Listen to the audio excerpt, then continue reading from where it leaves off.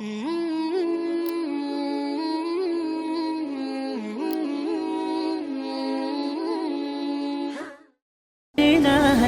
بعطاء تسقينا أقبلت فأزهرت الدنيا والبشر توالى.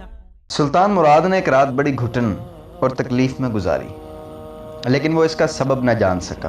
اس نے اپنے سیکورٹی انچارج کو بلایا، اس کو اپنی بے چینی کی خبر دی۔ بادشاہ کی عادت تھی کہ وہ بھیس بدل کر عوام کی خفیہ خبر گیری کرتا تھا۔ کہا چلو چلتے ہیں اور کچھ وقت لوگوں میں گزارتے ہیں۔ شہر کے ایک کنارے پر پہنچے تو دیکھا ایک آدمی گرا پڑا ہے۔ بادشاہ نے اسے ہلا کر دیکھا تو مردہ انسان تھا۔ لوگ اس کے پاس گزر رہے تھے۔ بادشاہ نے لوگوں کو آواز دی، ادھر آؤ بھائی۔ لوگ جمع ہو گئے اور وہ بادشاہ کو پہچان نہ سکیں۔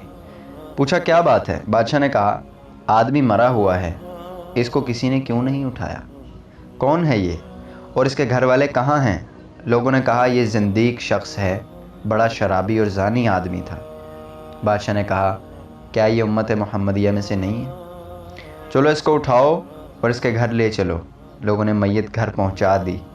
اس کی بیوی نے خامند کی لاش دیکھی تو رونے لگی۔ لوگ چلے گئے۔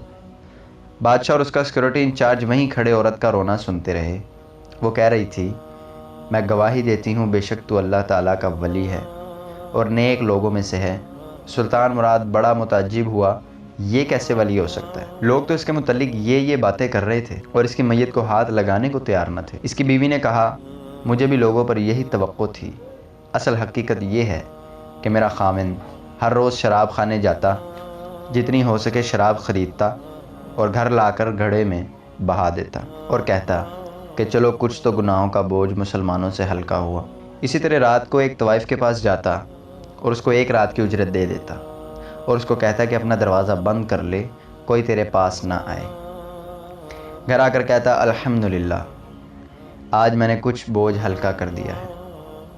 لوگ اس کو شراب خانے اور طوائف کے گھر آتا جاتا دیکھتے تھے۔ میں اسے کہتی تھی یاد رکھ جس دن تو مر گیا لوگوں نے نہ تجھے غسل دینا ہے، نہ تیری نماز جنازہ پڑھنی ہے اور نہ تجھے دفنانا ہے۔ وہ مسکرا دیتا اور مجھے کہتا کہ گھبرا مت، تو دیکھے گی کہ میرا جنازہ وقت کا بادشاہ، علماء اور اولیاء پڑھیں گے۔ بادشاہ رو پڑا اور کہنے لگا میں سلطان مراد ہوں، کل ہم اس کو غسل دیں گے، ہم اس کی نماز جنازہ پڑھیں گے اور ہم اس کی تدفین کریں گے۔ چنانچہ اس کا جنازہ بادشاہ، علماء، اولیاء اور کثیر عوام نے پڑھا۔